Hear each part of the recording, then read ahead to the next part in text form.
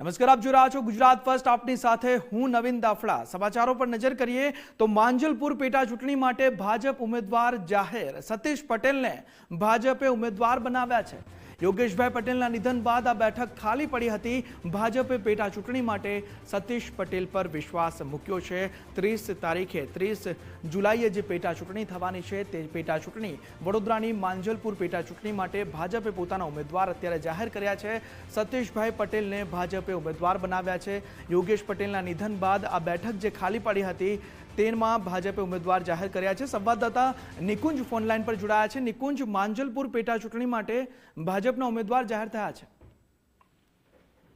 યોગેશ પટેલના નિધનના કારણે માંજલપુર વિધાનસભાની પેટા ચૂંટણી આવી છે. આ બેઠક ખાલી પડવાના કારણે ભાજપે આજે પોતાના ઉમેદવાર જાહેર કર્યા છે. સતીશ પટેલ અને ભાજપે પોતાના માંજલપુર વિધાનસભાની પેટા ચૂંટણીના ઉમેદવાર તરીકે ડિક્લેર કર્યા છે.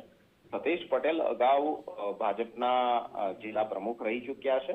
વડોદરા કોર્પોરેશનની અંદર પણ તેઓ સ્થાયી સમિતિના ચેરમેન રહી ચૂક્યા છે અને જિલ્લા અને શહેર બંને સંગઠનની અંદર અને રાજકીય તેમનો બહોળો અનુભવ છે અને એક વડોદરાના સ્થાનિક નેતા તરીકેની તેમની એ છબી છે, જેના કારણે ભાજપે તેમના પર પસંદગીનો કળશ ઢોળ્યો છે.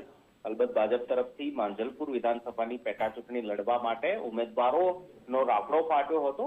બહુ બધા એવા ઉમેદવારો છે કે જેમને દાવેદારી કરી હતી, પરંતુ ભાજપે સતીશ પટેલ પર પોતાનો પસંદગીનો કળશ જે છે તે ઢોળ્યો છે. તેમને પેટા ચૂંટણીના ભાજપે પોતાના ઉમેદવાર કર્યા છે.